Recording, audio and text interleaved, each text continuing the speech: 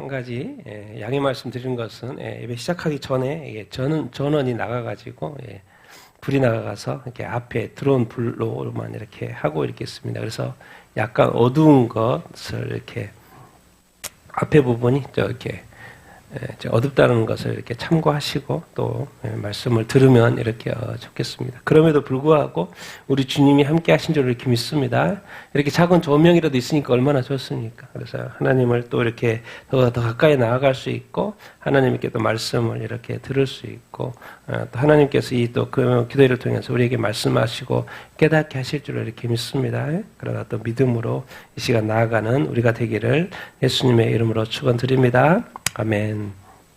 오늘 금요기도의 타이틀은 지금은 회개하기 전과 후의 삶을 비교해 볼 때, 이런 타이틀을 우리가 가지고 오늘 말씀을 나누기를 원합니다. 오늘 또 큐티 본문하고도 관련이 이렇게 있죠. 마태복음 3장 오늘 큐티를 우리가 이렇게 각자 했을 텐데 회개하기 전과 후의 삶은 달라야 되죠. 그래서 내가 예수 믿기 전과 또 예수 믿은 후의 삶은 많이 달라졌나?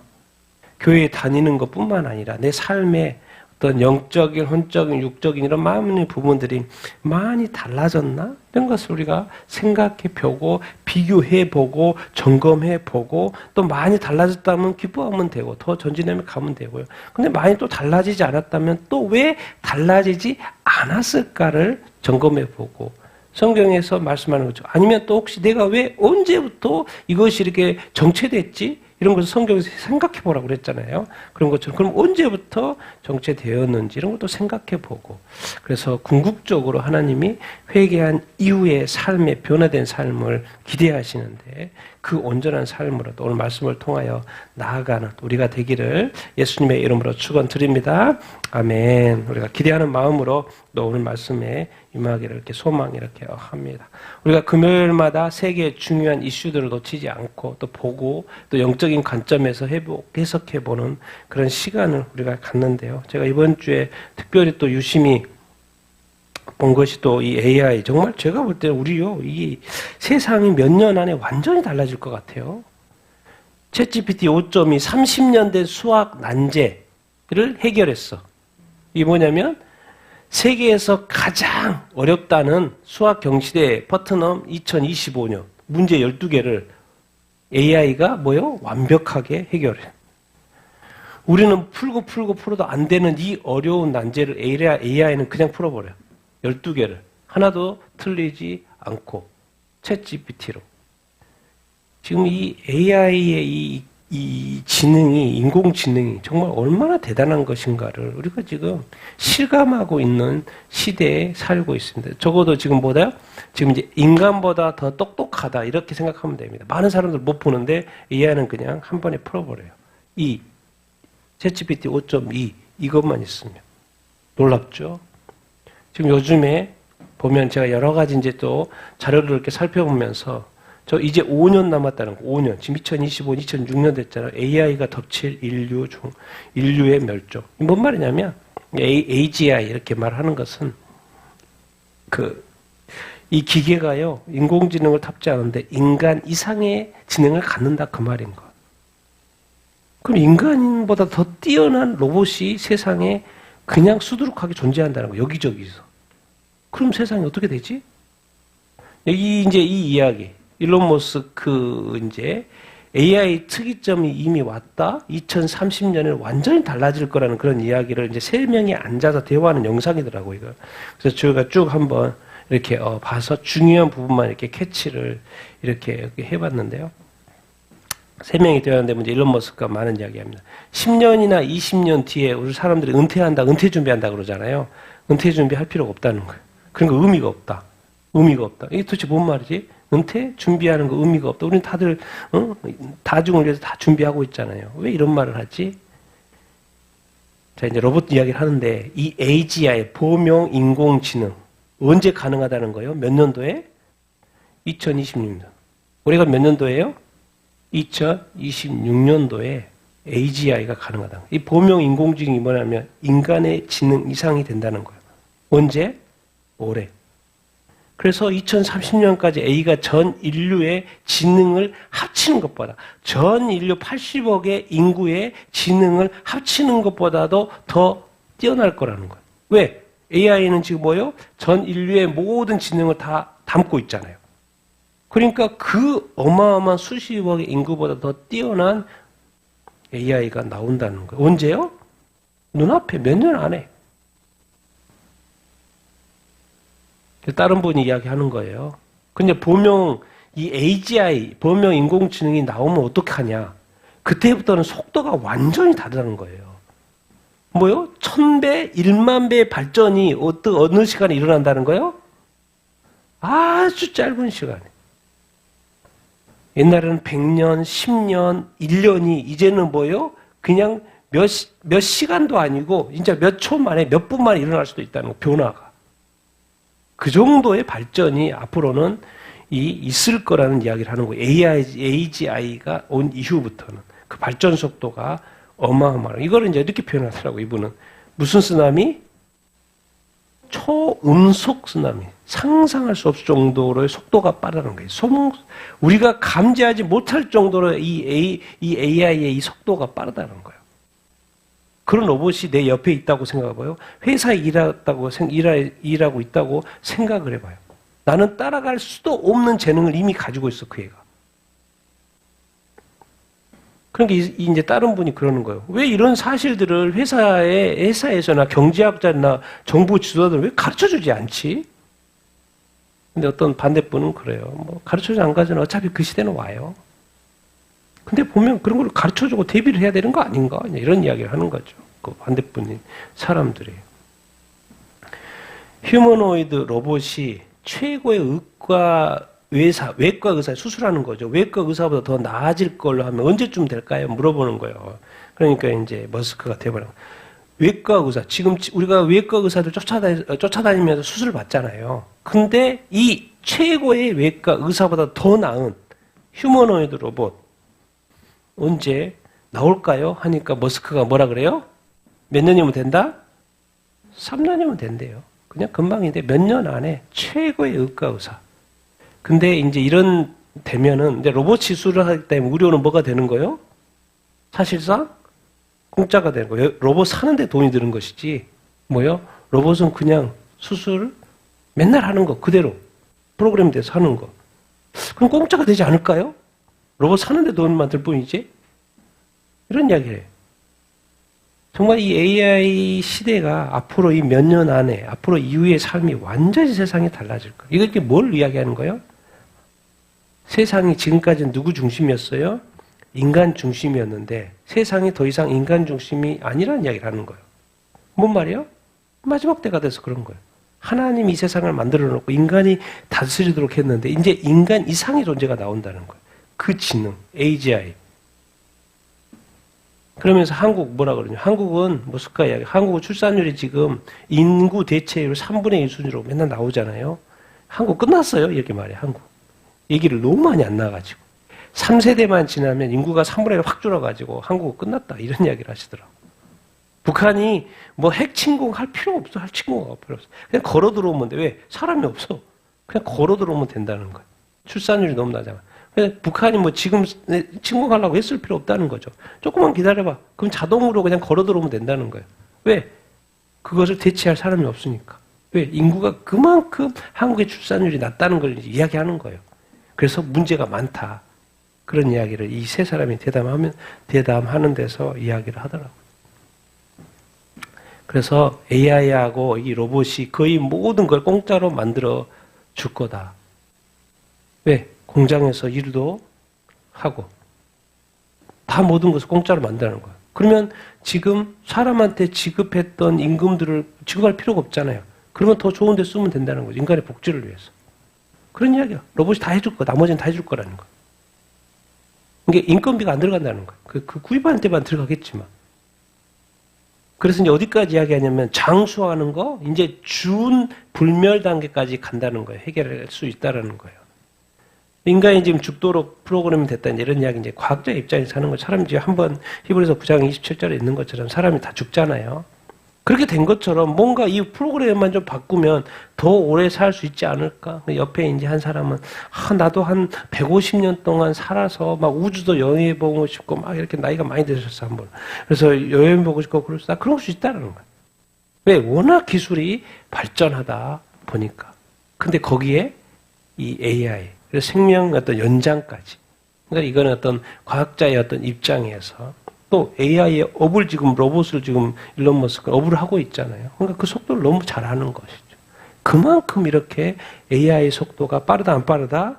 엄청나게 빠르다. 여러분 이게 프리메이슨 들어보셨어요? 프리메이슨? 옛날에는 음모론이었지만 지금 요즘 시대 음모론이라고는 바보입니다. 바보. 뭘 몰라서 그러는 거죠. 왜요? 실제로 프리메이슨 영국 지부가 이렇게 있고요. 한국에도 지부가 있습니다. 그리고 전 세계 회원이 몇 명이요? 600만 명이에요, 여러분. 프리메이슨 뭐 음모론 뭐 여러 이야기 하지만 음모론이라고 하면 그거는 이제 몰라서 하는 이야기고요. 그래서 옛날에는 음모론 뭐 이거 삼각자 뭐 이런 뭐 많이 하죠. 눈 동그란 거. 여기 어디 보면 막 항상 눈 동그란 거 나오잖아요. 1달러 뒤에 눈 동그란 거 나오잖아요. 그 음모론이 아니고 이 프리메이슨과 관련된 이 지금은 음모론이 아니죠. 그래서 최근에도 이제 영국 경찰도 런던 경찰도 300명이 프리메이슨 회원으로 확인됐어요. 경찰이. 그럼 도대체 프리메이슨이 300년 전부터 뭘 준비해 왔지? 뭘 준비해 온 거예요? 뭘 준비해요? 네, 세계 정부예요, 세계 정부. 그리고 이미 지금 뭐 21세기 들어와서 세계 정부 회의 포럼이 열리고 있고요. 근데 이미 몇백 년 전부터 세계 정부 적그리스도가 다스릴 이 세계 정부가 이렇게 프리메이슨에 의해서 준비되어 왔다는 것. 이것이 이제 음모론이라고 하면 지금 너무 모르는 것이고 그것이 다 실제고 실질적으로 이 조직에 다 밝혀지지 않죠. 저도 영상도 뭐 많이 봤고 안에 실제적인 그들이 하는 의식하는 것도 실제로 봤고 다 오픈하더라고 그런 거로. 지금 옛날에는 뭐 다 음모론이다 이렇게 했지만 지금 실제로 다 보여줍니다. 근데 중요한 건 목표는 이게 도대체 왜 이런 일들이 일어났지? 뭐요? 마지막 그림이 세계 정부와 적그리스도의 등장인데 이것을 준비해 왔다라는 것을 우리가 알 수 이렇게 있습니다. 세계가 지금 이렇게 돌아가고 이렇게 있고 세상은 계속해서 말을 하고 있지요. 그러니까 세계 정부는 나중에 나타날까 나타나죠.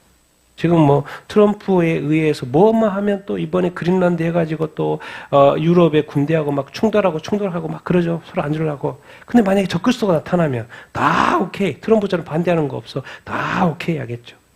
그렇게 가는 거예요, 여러분. 지금 그것에 대한 대비를 지금 트럼프가 아니라는 것을 말하는 것 같기도 하고 어쨌든 그런 것을 지금 흐름들을 전체적으로 이렇게 보면 알 수 이렇게 있죠. 제가 전에 그 영국의 디지털 아이디가 이제 시작이 된다고 이렇게 이야기를 했는데 하도 반대가 너무나도 많아가지고 디지털 신분증 의무화를 철회를 했어요. 왜? 너무 반대를 해가지고. 시민단체고 어디고 너무 반대를 이렇게 하니까. 근데 또 기사를 읽어보면 자기네들은 디지털 신분증을 지금 당장에 의무화하는 걸 안 한다는 거예요. 차근차근 하겠다는 거예요. 왜? 너무 이렇게 가짜 신분증을 만들어서 하는 게 너무나도 많아서. 오히려 대신에 이 공공 서비스 쪽 부분부터 적용을 하겠다. 디지털 아이디는 노동자에게 선택적으로 제공하겠다. 이 말은 뭔 말이냐면 계속해서 디지털 아이디가 개발이 되고 지금 반대에 묻히니까 부분적으로 하겠다. 그 말인 거예요. 근데 이제 여기서 이제 핵심은 뭐냐면 도대체 디지털 아이디를 왜 사람들이 싫어하지? 앞에 뭐가 붙어 있어요. 국가 통제론. 이게 디지털 아이디가 되면 완전히 통제가 되는 거죠. 중국에서 보는 것처럼. 자기 신분이 다 노출되고, 자기 동선이 다 노출되고, 자기가 언제든지 왜? 신분증에 의해서 모든 것이 결정이 되니까. 원래 불법 이민자들이 함부로 직장 못 얻도록 하려고 지금 디지털 신분증 없이는 영국에서 일할 수 없도록 하기 위해서 디지털 아이디를 의무화한다고 그랬잖아요. 신분증을, 디지털을. 근데 지금은 하도 반대를 해가지고 잠시 보류하지만 개발은 계속 가서 하고 부분적으로 적용해 나가겠다. 이런 이야기를 이렇게 하고 있죠. 다 시간의 문제입니다. 왜? 세계 정부가 들어서는 거라고 디지털 아이디하고 이런 것들 짝짝 맞추기 위해서 지금은 다 준비 단계에 있기 때문에 이미 하나씩 준비. 왜 모든 사회가 디지털화 되니까 이미 돈은 다 디지털화 됐지 않습니까? 디지털 화폐가 됐고 이런 것처럼. 그래서 지금은 반발이 있다. 근데 이것이 왜 반발하냐? 이것이 디지털화가 되면 통제가 되는구나. 그 의미를 우리가 그 핵심 포인트 되나 안 되나 그게 아니고 그 의미. 2029년은 무조건 한다잖아요. 2029년. 그 당시에는 그때만 돼 몇 년이 지나면 뭐예요? 지금 벌써 2026년 앞으로 수년 후인데 완전히 세팅이 되죠. 시스템이고 뭐고 다 세팅이 되죠. 그래서 그냥 하루아침에 등록 안 하면 이제 안 돼. 이렇게 말하면 뭐예요? 영국에 있는 모든 사람 다 등록하게 되게끔 돼 있죠. 이런 시대로 지금 가고 있다. 정말 이렇게 전 세계가 2026년 들어오자마자 이란, 뉴질랜드, 영국, 호주, 세르비아, 프랑스, 불가리아, 멕시코 반정부 시안으로 난리다 난리. 페루, 필리핀, 네팔, 인도네시아 작년에 그랬고 전 세계가 반정부 시위 때문에 난리. 왜 이렇게 반정부 신부를 하지? 그 말은 뭔 말이에요? 무엇을 우리가 메시지를 얻을 수 있어요? 이 많은 세계 정부주의자들이 이 각국의 정부주의자들이 다 타락했다는 거예요. 국민을 위한 어떤 정부가 아니라는 거예요. 자기 배만 부른다는 거예요. 이게 요즘에 이제 이란이 그렇잖아요. 요즘에 가장 큰 이슈가 이란이잖아요. 이란. 지금 도대체 몇 명 죽은 거야? 3,500명인가는 기본적으로 이미 나오고 보도가 되고 있고, 근데 어디는 6,000명, 이제 10,000명, 12,000명, 어디까지는 2만 명까지. 이거 뭐 인터넷 찾아놓으니까 지금 뭐 알 수가 없는 거죠. 근데 뭐 총으로 난사하니까, 뭐 시체가 널려 있잖아요. 시체가 널려 있어요.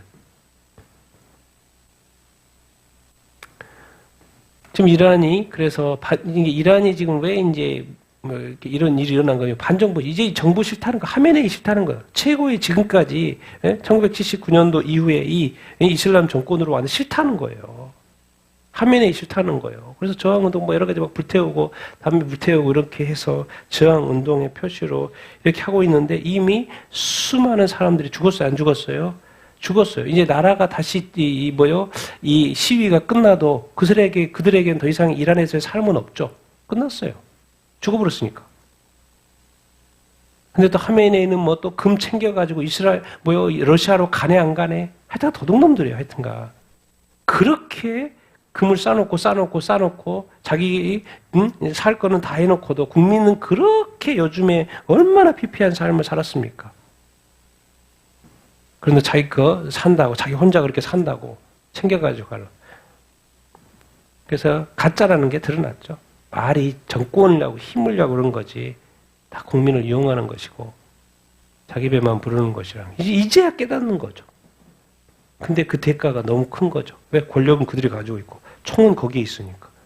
그냥 힘없는 이란 국민들은 그냥 총 맞아 죽는 거죠. 그리고 이제 요즘에 이슈가 이 청년, 26세짜리 청년, 사형한다 그랬죠. 매달아서 죽인다고. 가장 고통스럽게 죽인다고. 사형 집행 한 해 만에. 미국에서는 하지 마라. 안 한다고 그랬다가. 이 여자는 뒤에서 총 쏴가지고 죽여버리고.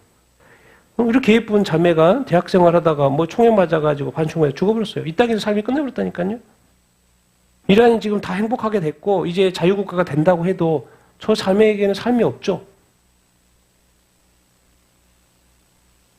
하메네이는 돈 많이 있으니까 행복하게 살지 모르겠지만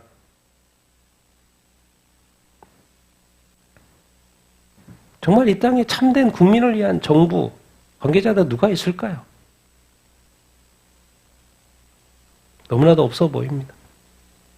그래서 미국도 이제 이란과 거래하면 25% 관세 부과한다 그러는 것이고, 유럽 국가도 지금 미국도 지금 카타르에 있는 미군 기지 일부 철수시키고, 또 계속 이란 국민 이란 다시 나오라 그러고, 또 유럽 국가들도 이란 철수령 내리고, 뭔가 다른 어떤 긴장감, 뭔가 이제 미국이 공격한다 이제 공격하려고 그런 거 아니냐 그런 이야기 두고 봐야 되겠지만, 어쨌든 이란에서의 반정부 시위는 심각하고 이번 기회에 무너져야죠. 이란이 왜? 그거 가짜는 이제 무너져야지. 자기 배만 배부르고 있고 자기만 살려고 하고 있고, 국민을 대상으로 지금까지 이스라엘을 어떻게 한다고 그러더니 이제는 자기 국민을 대고 총을 쏴고 있으니 그러면 안 되죠. 우리 베네수엘라, 미국이 이제 베네수엘라 공격하고 마두로 잡았죠. 마두로 잡으니까 누가 이제 해방이 돼요? 목사님들이 수백 명의 목사님들이 그때 뭐요? 이 마두로가 집어넣는 거죠, 감옥에. 뭐 여러 가지 이 사람들도 반정부 시위하면 잡아놓고 뭐 고문하고 죽이고 그러지만은 거기에 누구도 포함되어 있어요? 네, 수많은 목사님들도 포함되어 있어요. 그냥 마두로 나가니까 다시 돌아오게 가족의 품으로 돌아왔다는 그 영상들을 보신 분도 계실 거예요. 여러분이 이 죄의 악이라는 건요, 이 공산주의나 사회주의라는 건, 이런 어떤 반은 이렇게 자유주의적인 어떤 그 마인드에 있는 사람들은요, 결국에는 뭘 공격해요? 교회를 공격합니다. 예수 믿는 사람들을 또 믿지 못하게 하고. 그런 것을 우리가 알아야 합니다. 그래서 베네이 목사님이 그냥 바로 그냥 안에서도 많이 죽었지만은 또 해방된 거예요. 나오게 된 거죠. 그러니까 이 석유를 베네수엘에서 갖다 썼던 이 공산주의 국가 쿠바, 저희 쿠바 있죠? 인구 1000만도 안 되는 저 나라. 이제 석유 안 들어가니까는 석유 끊기니까 뭐요? 청소차도 스톱, 거리에 악취 진동하고 하루 4시간 정전, 수도 4시간 정전. 맨날 석유 공급 받았는데 그 원유 공급이 중단되니까 30-40%밖에 안 돼. 한 방에 가는 거죠. 가만히 놔둬도 나라가 끝나요. 거기에 대부분의 원유를 받았는데 거기 안 오니까 제재해버리니까 가만히 있어도 나라가 끝나버려요. 이 쿠바도 완전 공산주의 사회주의 국가였죠. 여러분 그만큼 이 체제라는 것이, 이 잘못된 체제라는 것이 얼마나 국민을 괴롭게 할 수 있는지 우리가 이렇게 보고 이렇게 있습니다. 태국 이번에 공사장에 크레인이 무너졌잖아요. 크레인이 무너졌고 지금 철도가 밑으로는 다니고 있고 그 위에다 이 고속철을 만들고 있는 거죠. 당연히 뭐 중국에서 만드는 것이고 1대1로 차원에서 만드는 것이고. 근데 이번에 이제 크레인이 떨어지는데 마치 또 밑에 지나가고 철도가 지나가고 있었는데 덮친 거예요. 세량인가 된다고 그러는데 중앙 거에서 덮친 거죠. 근데 그래서 몇 명이 죽은 거예요? 32명이 죽고 많은 사람이 195명 중에서 32명이 죽고 많은 60명인가 부상하고 그중에 32명이 죽었는데 그중에 누가 타고 있었어요? 한국인이 타고 있었어요. 그래서 방콕에서 뭐 하고 한국 대사관 가서 혼인신고하고, 와이프가 누구예요? 태국 여성이에요. 그래서 막 혼인신고하고 기차를 타고 저 위쪽에 이제 와이프 집인지 어떤 근거지로 가고 있는 그 길 중에 저게 크레인이 떨어져 죽어버린 거예요. 지금 막 혼인신고하고 한국에 가고 태국 왔다 갔다 하면서 그렇게 사귀다가 이제 결혼신고하고 했는데 자기의 인생이 여기서 끝나버릴지 어떻게 알았어요?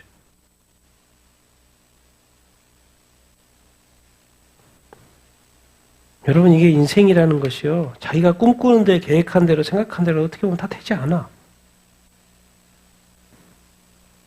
최고로 인생에서 행복한 그 시간인데도 그게 하루아침에 몇 시간 안 가. 도대체 무엇을 의미하는 거야? 근데 여기 또 뒤에는 뭐가 있어요? 중국이 있어요. 1대1로 한다고. 여기 만든 거잖아. 왜? 태국에서부터 밑으로 오는 싱가포르까지 철도가 나는 것이고 또 쿤민까지 저 위까지 쭉 철도 만든다고. 많은 사고가 1대1로 하면서 많은 사고가 났죠. 그 중에 또 최근에 또 난 거예요. 근데 그 중에 한국 사람이 또 피해를 본 거죠. 이미 32명이나 이미 죽었고. 이따가 삶이 끝났다니까요. 많이 살아있지만 저 사람들에게는 이 세상에서 끝이에요. 이제 하나님 만나는 것밖에 없어요. 안타까운 일인 거죠. 결혼하자마자, 혼인신고하자마자. 우리 한국에서는 이번 주에 중요한 게 윤석열 대통령의 그 특검의 어떤 구형이 있었죠. 이제 나중에 법원의 판단이 나오겠지만 특검에 구형이 한 거고, 근데 사형 선고를 했죠. 뭘 했더니 사형 내려요? 부정선거 있다고 하니까. 왜 부정선거를 이렇게 있다고 말하는데 왜 사형을 내리지?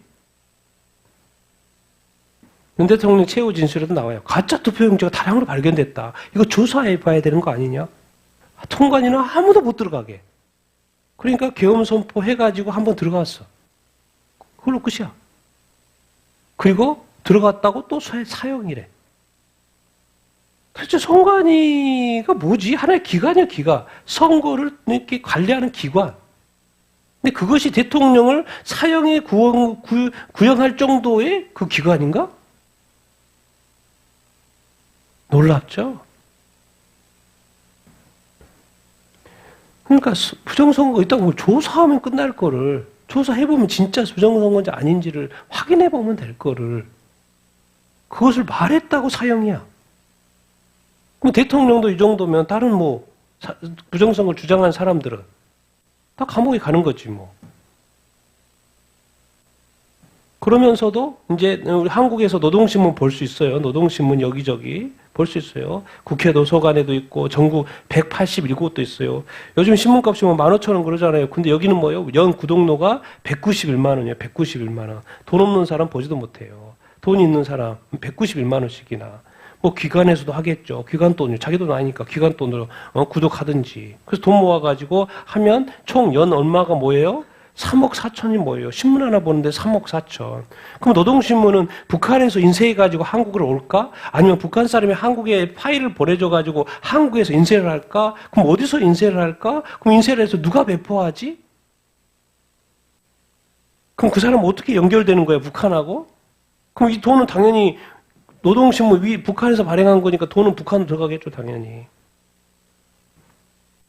우리나라 대통령은 어떻게든 죽이려고 그러고, 북한의 노동신문은 어떻게든 보게 하고, 도대체 한국이 어떻게 된 거예요, 지금?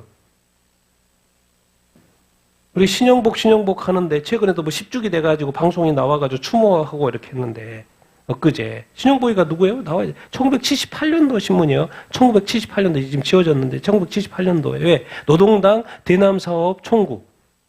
남쪽 지도부죠. 하당 지도부. 민족해방전선에 여기 신영복이 있어요. 그 신영복이 뭘 관리해요? 세문화연구회.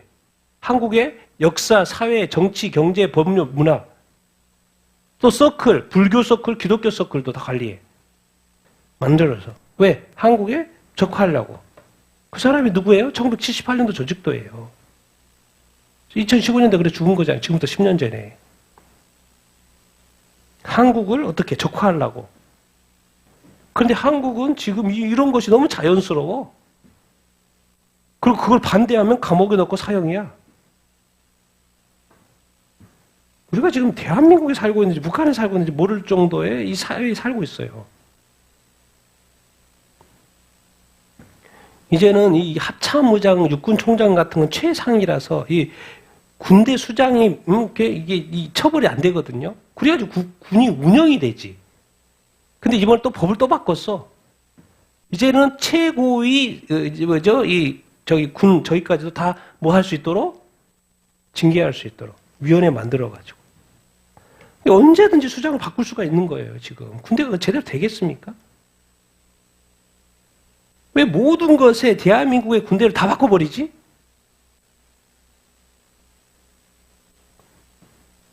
그리고 이제는 이제 어떤 한 형제 단식해. 청년까지 단식해서 청년은 나라 살리기 위해서 단식하고 정부는 국가의 시스템을 다 바꾸고 친북 성향으로 다 바꾸고 대통령은 이렇게 부정선거라든가 정북 세력 이야기하면 사형 구형하고 놀랍지 않죠? 놀랍지 않습니까? 대한민국 현실이 무엇을 의미하는지를 알아야 되죠. 이것이 도대체 무슨 의미인지. 앞으로 이제 이렇게 가면 대한민국에는 미래가 없는 거죠. 그래서 청년이 이렇게 단식하는 거 자기들한테 미래가 없는데 지금 단식하노 지금 외치지 않으면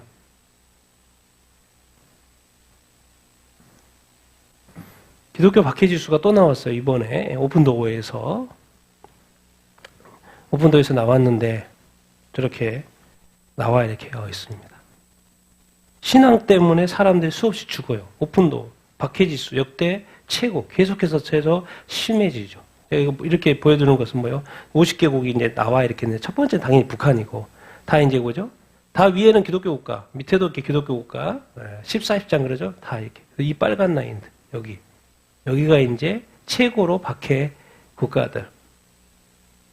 그러니까 제가 이제 약간 이제 북한이지만은 또 대부분 이슬람 국가인데 거기에 이란이도 있고 사우디도 있고 그다음 인디아가 껴 있고 미얀마가 껴 있게 있어요.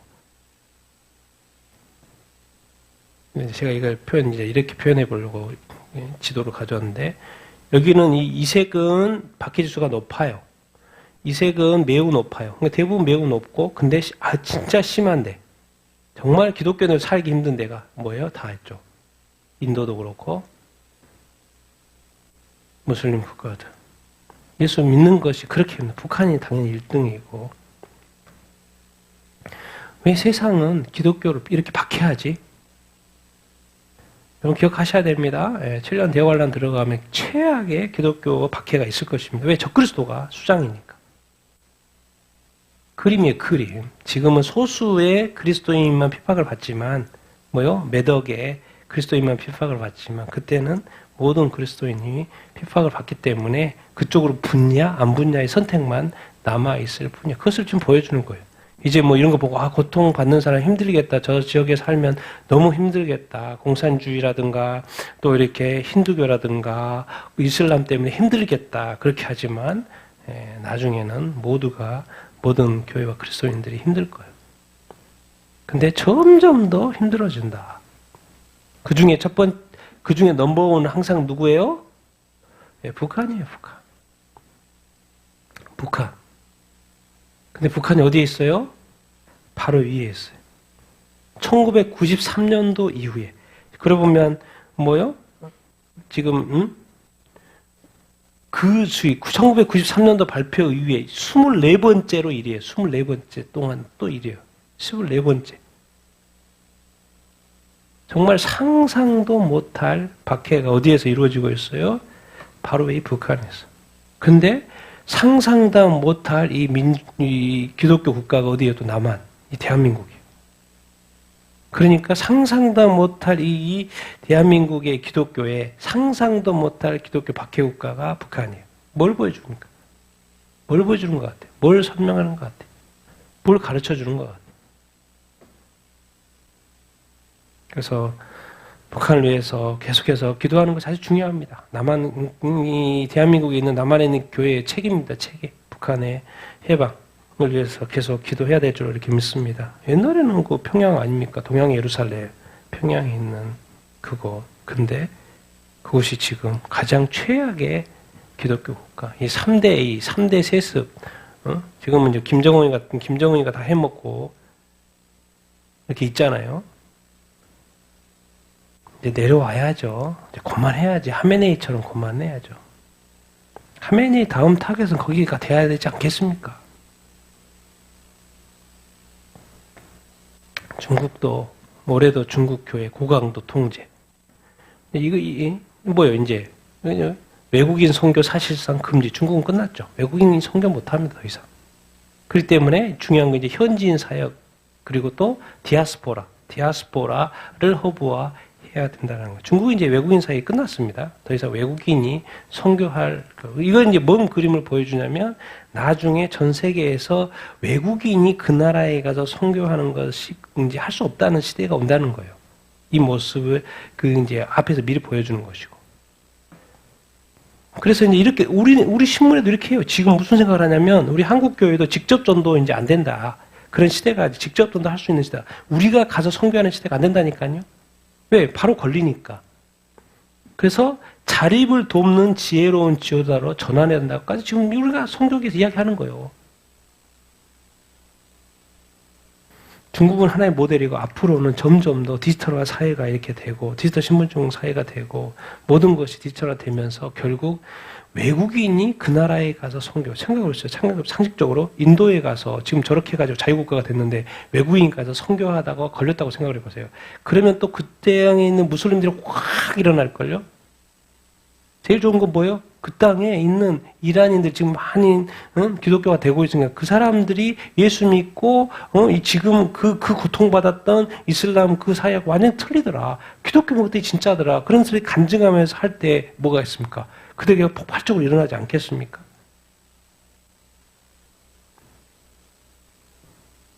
그러니까 지금 앞으로는 이 외국인 선교가 디지털화 사회가 되면서 그래요. 이미 기독교 박해지만은 뭐요? 그렇기 때문에 지금 제가 볼 때 이후의 선교에서는 현지인을 세우는 선교, 그리고 한국 교회와 현지 교회와 협력해서 현지 교회가 더 강하게 되고 더 활성화되고 더 그 현지 어떤 복음화를 위해서 있을 수 있는 그런 어떤 뭔가 그 협력 구조가 필요한 것이 아닌가. 계속 하다가는 뭐예요? 그냥 어느 순간 우리가 빠져나와야 되면, 선교사들이 빠져가내면 현지인 안 키워놓으면 뭐요? 안 되죠. 바로 멈추니까. 지금은 제가 볼 땐 지금 이후부터는 2026년 이후부터는 뭐요? 이제 얼마 남지 않았어요. AI 시대, 통제, 디지털 시대가 얼마 남지 않았기 때문에 뭐요? 이제는 현지인 양성이 그들이 정말 복음적인 교회가 되고 복음 전파하는 교회가 되도록 가르치고 또 협력하고 이렇게 도와주고. 왜? 중국에서 외국인 선교가 끝나는 거죠. 앞으로도 외국인 선교가 끝난다니까요. 외국인 선교가 끝나요. 직접 도독 안 된다고 한국 교회도 그렇게 평가하잖아요. 그러면 이건 중국에 있지만은 다른 나라도 당연히 그러지 않겠어요. 그러니까 계속해서 그들이 복음이 계속해서 전해질 수 있도록 도와주는 역할을 한국은 또 그렇게 할 수 있잖아요. 그러니까 뭔가 어떤 지금 이 시대는 어떤 이 디지털 사회가 되면서 어떤 선교적인 전략을 잘 세워야 되고 거기에 맞게 그렇게 해야 되지 않을까 그런 생각을 이렇게 해보게 이렇게 됩니다. 이런 걸 이렇게 보면서 이제는 이제 깨닫는 거죠. 앞으로의 선교 방향이 바뀔 수밖에 없다는 거. 이제 내가 하는 게 아니라 그 사람이 잘 하도록 도와주는 그런 어떤 선교의 시대로 지금 가고 있는 것이 아닌가. 그런 어떤 이런 거 이렇게 보면서 교훈을 이렇게 삼는 어떤 것이죠. 그럴 수밖에 없죠. 왜? 이제 외국인 선교 자체가 불가능해지니까. 그래서 우리가 이런 것들 또 아이디어를 이렇게 얻어야 이렇게 됩니다. 그래서 앞으로의 선교 방향도 많이 틀려질 거고요. 그래서 대비해야지 우리가 계속해서 선교적인 어떤 교회로 갈 수 있지 않겠습니까? 제가 이제 요즘에 이렇게 질문들을 계속해서 이렇게 이렇게 보는데요. 같이 한번 읽어보겠습니다. 시작. 왜 이 세상 만물을 창조하신 하나님을 찾지 않을까? 왜 이 세상에 존재하는 수많은 죄악들과 죽음들을 보면서 천벌을 받을 것이라고 생각할까? 왜 죽으면 다 끝이라고 생각할까? 왜 지옥 형벌을 가볍게 여길까? 왜 하나님을 대적하는 사탄의 존재를 모를까? 왜 자기 자신만 생각하며 살까? 왜 이 세상의 삶이 전부가 아니라는 것을 모를까? 왜 2000년 전 크리스마스의 주인공인 예수님이 이 땅에 오셨듯 다시 재림하실 것을 생각하지 않을까? 이 땅의 마지막에 이제 지금은 기독교 교회 시대에 기독교의 복음이 전해져서 그것이 약간 빛이었거든요. 근데 이제 그 빛이 날 확률이 점점 더 줄어듭니다. 왜냐하면 이 땅에 죄악이 가득 차 있고 이 땅에 어둠의 세력들이 더 이제 활동을 하기 때문에 이렇게 그렇습니다. 그러니까 지금 여기저기서 많은 전쟁과 일들이 일어나잖아요. 여기저기서 일어나요. 그러니까 이 땅에 수많은 죄악들이 드러나고 또 뭐요? 이 죽음들을 우리가 보게 되잖아요. 아니 결혼했는데 바로 죽어버렸어. 그러면 몇 시간 만에 죽어버렸어요. 그러면 어떻게 돼? 도대체 이 수많은 죽음, 또 갑자기 이란 국민 그렇게 이 앞이 창창한 공부하는 대학생들과 젊은이들 다 죽어버리면 그 수많은 사람가 죽어버려 삶이 끝나는 이런 죽음 도대체 뭐? 무엇? 정말 이 세상이 존재하고 그것을 만드신 창조주 그분이 누구인가? 이 땅에 수많은 죄악들과 이 죽음들을 보면서 과연 죄악에 대한 이 천벌은 있는가 없는가? 정말 죽으면 끝인가? 아니죠. 지옥 영벌을 왜 이렇게 가볍게 여길까? 지옥 영벌을 또 믿는 사람도 있어. 근데 그걸 가볍게 여겨. 하나님을 대적하는 사탄의 존재를 왜 모를까? 왜? 영적인 존재가 보이지 않으니까 모르죠. 사탄은 뒤에서 맨날 이렇게 역사에도 모르죠. 왜? 사탄 존재를 잘 모르니까. 그러니까 맨날 자기 자신과 또 사람과의 싸움 가운데 사는 거죠. 왜? 눈에 보이는 대로만 사니까. 과연 이 세상의 삶이 전부가 아니라면 어떻게 살아야 되지? 많은 어떤 이런 질문들을 생각해보고 내가 아는 게 전부일까? 내가 사는 게 전부일까? 내가 믿는 종교가 전부일까? 이 땅에 하나님이 천지를 창조하시고 인간을 창조하시고 이 땅에 삶을 허락하시고 이후에는 심판이 있다고 하시는데 지옥과 영벌이 있다고 하고 천국이 있다고 하는데 정말 사탄 이 세상의 삶, 또 다음 내세, 다음 삶. 그리고 예수님 왜 2000년 전에 왔지? 그리고 또 다시 오신다고 하시지? 이런 어떤 많은 질문들. 근데 사람들이 궁극적으로 왜 그걸 깊이 생각하지 못할까요? 이유는 뭐예요? 영적인 부분에 이 문제가 있기 때문에 그래요. 그래서 깊이 생각을 못하죠. 자, 예수 믿고 성령으로 뭐 해야지만이? 성령으로 거듭나야지만이 뭘 이해하기 시작해요? 영적인 세계. 왜? 하나님이 어떤 존재예요? 영이세요. 예수님도 원래 영적인 존재였죠. 잠깐 인간의 몸을 입었던 것이고 다시 돌아가신 거죠. 그리고 성령님도 어떤 존재예요? 영적인 존재예요. 천사들도 영적인 존재예요. 사탄도 타락한 귀신들도 영적인 존재예요. 그러니까 우리는 지금 육적인 세상의 삶이 되기 때문에 영적인 세상에 대한 이해가 없어요. 그러니까 눈에 보이는 대로 살고 이 땅에서의 삶을 살 수밖에 없죠. 그런데 이상하게 예수 그리스도를 믿으면 뭐를 알게 돼요? 성경을 통해서 영적인 세계를 알게 돼요. 성령으로 거듭나서 영적인 세계를 이렇게 알게 돼요. 그러니까 하나님도 알게 되고 또 하나님의 나라 천국도 알게 되고 아 영적인 존재니까 영생과 영벌이 맞구나 또 알게 되고 사탄의 존재도 알게 되고 타락한 귀신들 존재도 알고 아 이 세상의 삶이 전부가 아니고 다음 내세 영원한 세상에 있구나도 알게 되고 아 예수님이 왜 이 땅에 올 수밖에 없었고 나를 구원하기 위해서 십자가에 죽을 수밖에 없었는지를 이해하게 되고 그래서 교회를 예수 믿는 것을 하나님 믿는 것을 예배를 이제 귀하게 여기게 되죠. 왜? 내 안에 성령이 면서 내 영이 자라면요. 다시 하나님께서 원래 이 땅에 인간을 만드신 이후의 그 목적대로 살게 되죠. 왜? 이 세상의 육적인 세상도 이해하고 영적인 세상도 다 이해하니까. 근데 사람들이 지금 눈에 보이고 먹고 사는데 바쁘다 보니까 뭐예요? 성령으로 영적으로 거듭났는데 더 성장하고 성숙하지를 않는 거죠. 왜? 바쁘니까 지금. 그러니까 바쁜 것이 때로는 적일 수 있어요. 바쁘니까 뭐예요? 이 영적인 세계에 대해서 좀 더 이해가 부족하고. 그래서 하나님은 영이신데 뭐예요? 예배를 참석을 생각하는 거예요. 근데 하나님은 참석했다고 받는 게 아니죠. 예배 드리는 동안 그 1시간이나 2시간 동안 그 마음이 하나님께로 향해 있느냐를 봐서 향해 있으면 받는 것이고 안 향해 있고 예배 내내 딴 생각하고 딴 거 하면 예배가 아니죠. 그거는. 예배 또 찬양을 안 하면 그걸 안 하는 거지. 예배 내내 딴 생각하면 그건 예배가 아니죠. 그거 하나님 안 받으시죠. 이런 것에 대한 깊은 이해가 없는 거죠. 그러니까 그냥 예배 이제 교회 다니다 보면 교회 이제 자주 가서 예배 참석하고 나오고 나머지는 자기 삶 살고 이렇게 살죠. 성장이 없죠. 영적인 세계에 대한 이해하래. 그러니까 자기 자신이 죄악에도 있어도 죄 때문에 죽었는데 자기가 죄악에 어떤 반복적인 죄 이런 거에서 민감하지 않죠. 근데 그것을 어떻게 민감할 수 있지? 영적인 거. 근데 영적인 거 누가 도와줘요? 성령님이 도와줘요.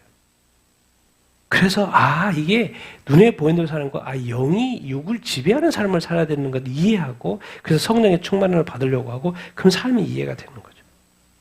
그리고 영적인 삶, 참다운 그리스도인의 삶을 살 수 있게 되는 것이죠. 그러니까 결국 또 답은 돌아가 보면 왜 예수님이 이 땅에 본인이 계속 있으시면서 세상을 다 좀 다스렸으면 그 땅에 많은 유대인들이 따랐던 것처럼 그렇게 좀 따라주시지 않았을까? 근데 예수님이 할 수 있는 것은 그 예수님이 있는 곳에서의 그 역사를 할 수 있죠. 근데 성령님이 오시면 각 나라에 동시적으로 역사할 수 있는 거죠. 각 사람에게 임하시니까.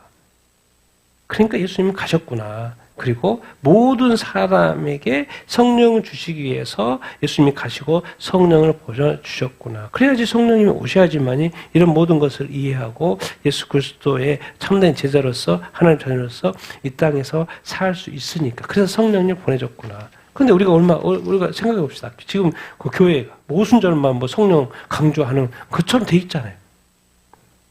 우리 장로교도요, 가장 중요한 게 성령이죠. 왜? 성령의 검이 말씀이죠. 말씀과 성령이 같이 가야 되는데, 말씀에 대한 이해는 그렇게 있는데, 성령에 대한 이해는 약간 없어요. 이게 이제 문제인 거죠. 그러다 보니까 교회가 자꾸 이제 어려움에 처하면 분별력이 없는 것이죠. 여러분, 이것에 대한 이해가 분명히 이렇게 있어야 이렇게 합니다. 그래서 결국은 제가 이렇게 이게 신앙생활 해보고 사역을 해보면서 결론은 누군가를 축복한다는 것은 성령 충만 받으십시오. 그건 것 같아요. 왜? 성령의 충만을 받으면요, 그 사람이 변화될 수 있으니까. 정말 나는 여러분들이 정말 성령으로 거듭났다고 이렇게 믿습니다. 그래서 성령으로 거듭난 것으로 뿐만 아니라 성령의 충만함을 받게 되기를 바랍니다. 그래야지만 이 세상에 대한 영적 관점을 가지고요, 영적 분별력을 가지고 이 시대를 분별하고요, 하나님이 원하시는 그런 참다운 삶을 살 수 있을 줄로 이렇게 믿습니다. 그렇게 살 수 있게 되기를 축원합니다. 그런데 그렇게 되기 위해서는 무엇을 받아야 된다? 성령의 충만함을 받아야 된다. 근데 그게 또 성령의 충만이 뭐 희한한 게 아니에요, 여러분. 어떻게 보면 여러분 안에 성령이 계시기 때문에 그 여러분 안에 있는 성령이 뭐 하시면 돼요? 역사하도록 기대하시고 고대하시고 바라시고 구하시고 나를 인도해달라고, 내 안에 충만한데 역사해달라고, 내게 권능을 부어달라고, 이렇게 지혜를 부어달라고 계속해서 간구하시면 돼요. 그럼 도우실까 안 도우실까요? 당연히 돕죠. 당연히 돕죠. 성령의 충만한 삶을 살 수 있게 되기를 축원합니다. 아멘. 오늘 큐티 본문인데요, 마지막으로 한번 읽어보겠습니다. 읽겠습니다. 시작. 그때 세례 요한이 유대 광야에서 전파하여 말하되 회개하라, 천국에 가까이 왔느니라 하였으니 이때 예루살렘과 온 유대와 요단강 사방에서 다 그에게 나와 자기들의 죄를 자복하고 요단강에서 그에게 세례를 받더니 요한이 많은 바리새인들과 사두개인들이 세례를 베푸는데 오는 것을 보고 이르되 독사의 자식들아, 누가 너희를 가르쳐 임박한 진노를 피하려 하느냐. 그러므로 회개에 합당한 열매를 맺고 속으로 아브라함이 우리 조상이라고 생각하지 말라. 이미 도끼가 나무 뿌리에 놓였으니 좋은 열매를 맺지 아니하는 나무마다 찍혀 불에 던져지느니라. 이 땅에 예수님 오기 전에 요한이, 세례 요한이 나타나가지고 말하는 거예요. 예수님이 했던 첫 번째 말 뭐예요? 회개하라. 뭐가 가까이 왔다? 천국이 가까이 왔다라는 거예요.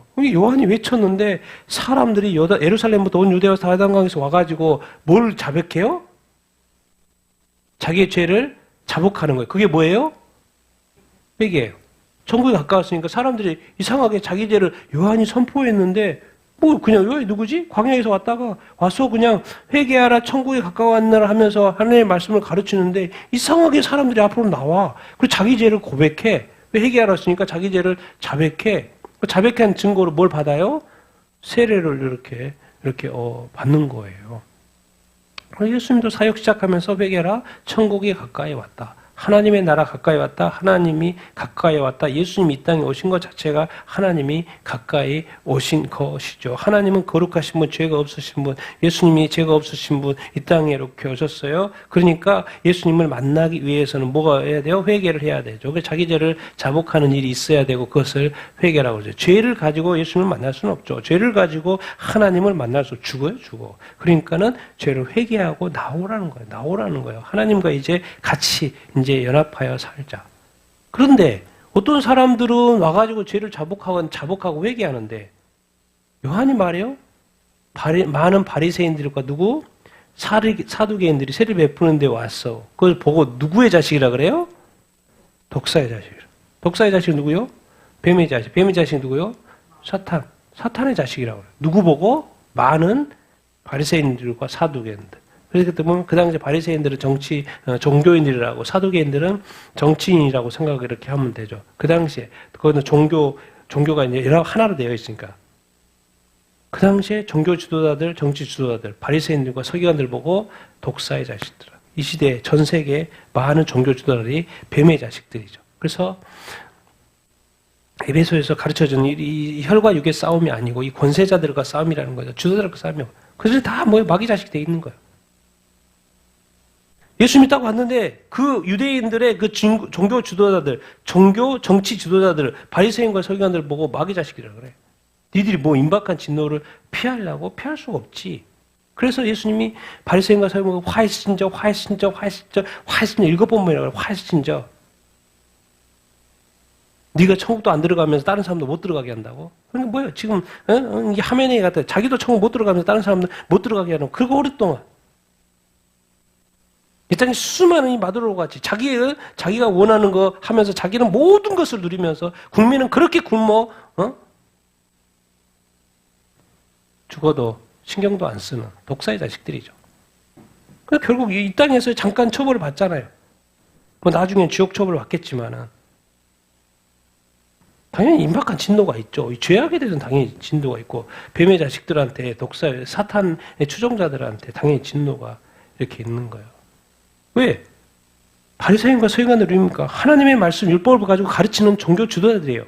유대 지도자들이에요.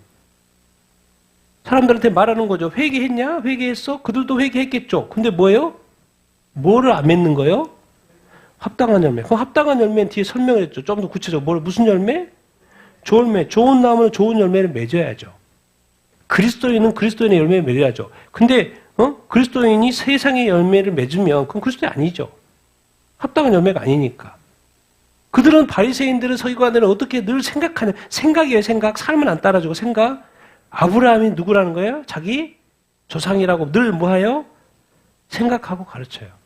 그래서 요한이 밑에 뭐라 그런지 아요? 돌들도 아브라함의 조상으로 만들 수, 돌들도 만들 수 있다니까. 돌들로도. 우리가 예수 그리스도를 믿는다고 하죠. 믿는다고 그래요. 예수 그리스도를 믿어요. 우리도 아브라함도 우리 조상이고 나는 믿음의 사람이 예수님 믿어요 생각하죠. 근데 삶에서 회개에 합당한 열매, 회개를 했는데, 그러니까 예수 믿죠. 회개에 합당한 열매를 맺어야 되는데, 좋은 열매 맺어야 되는데, 맺어요, 안 맺어요? 안 맺어요. 임박한 진노를 좀 설명해. 불에 뭐 해버린다? 던져버린다고 설명을 이렇게 하고 이렇게 했어요. 그러니까 당시 종교, 정치 지도자들, 그리고 타 종교의 종교 또 이렇게 지도자들, 또 이렇게 극단주의자들 있죠. 이슬람 같은 경우는 뭐예요? IS라든가, 하마스라든가, 이 헤즈볼라라든가, 탈레바이라든가. 이상하게 종교 지도자인데 총 들고 와가지고 난리를 치는 거죠. 총들로 다스려요. 이 나이지리아의 이 목동들 다 총 들고 와가지고 사람을 죽여요. 알고 봤더니 종교 지도자들은 항상 이 세상에서 가장 최고의 부자들이에요.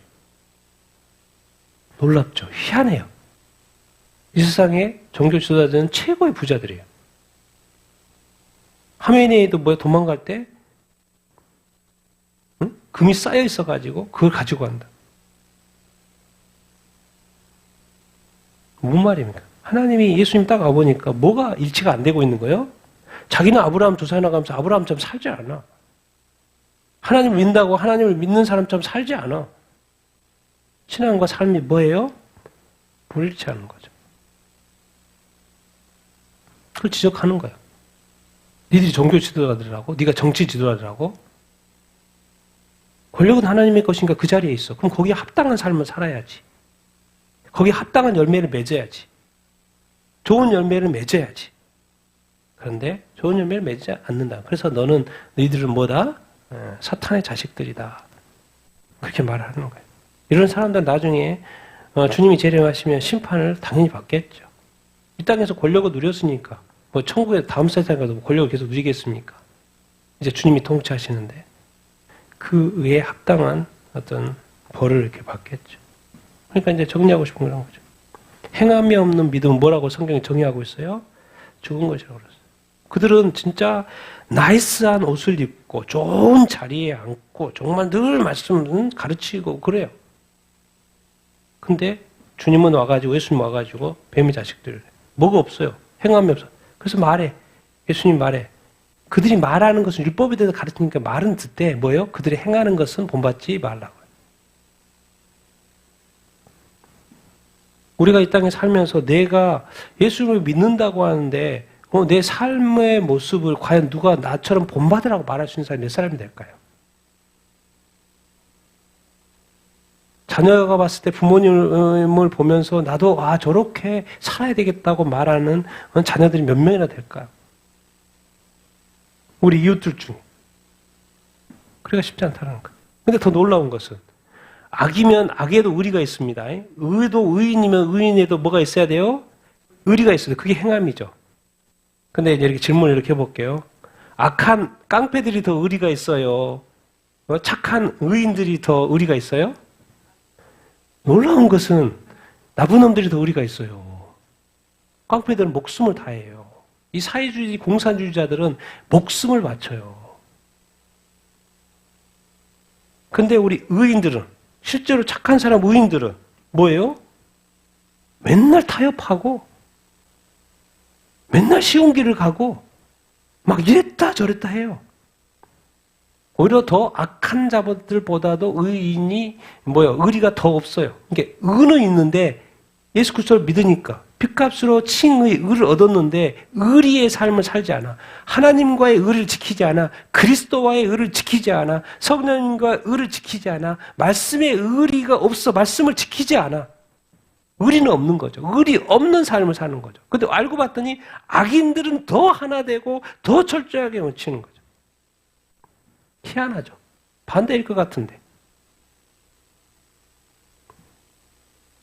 앞으로의 교회의 모습, 지금 교회가 그런 거죠.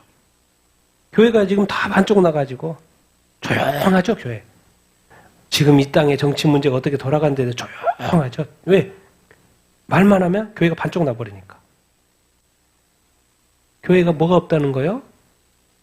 목사님도 그렇고 교인들도 분별력이 없다는 거죠. 그러니까 분명하잖아요. 100% 클리어해요. 뭐가 헷갈린 거 하나도 없어요. 근데 마치 그 헷갈린 것처럼 이야기하고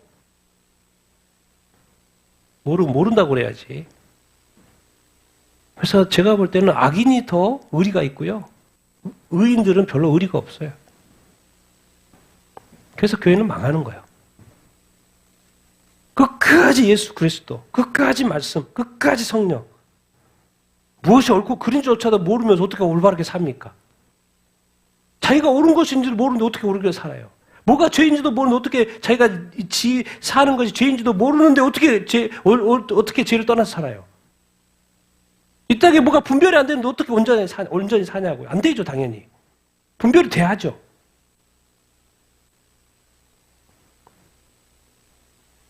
그러니까 우리는 지금 뭔가 너무 애매한 삶을 살고 있어요.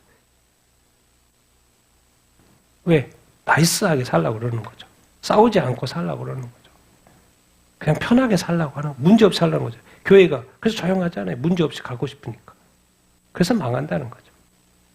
그 문제가 없이 가는 것이 얼마나 오래될 것 같습니까? 그래서 저는 그래서 이런 어떤 의와 악이 있는데 악에도 의리가 있더라. 근데 이 의인들에게 의리가 없더라. 이런 모습을 볼 때 이거를 이제 이렇게 위로 보는 거야. 원래 믿음하고 행함이 연결이 돼야 되는데 이상하게 악은 더 열매가 막 형통해. 근데 이상하게 의에 대해서 형통이 안 돼. 연합이 안 돼. 하나가 안 돼. 신앙이 있는데 삶과 불일치가 돼. 그리고 알고 봤더니 종교주도자들이 알고 봤더니 뭐요? 최고의 하나님이 원하시는 그 정반대의 삶을 살아. 그럼 제대로 뭐가 되겠습니까? 여러분, 그래서 정말 우리 각각의 개인들이 오순절에 성령님 각각의 개인들에게 왔잖아요. 내가 누구를 따라 구원받는 게 아니죠. 우린 예수 그리스도를 믿으면 구원받는 거죠.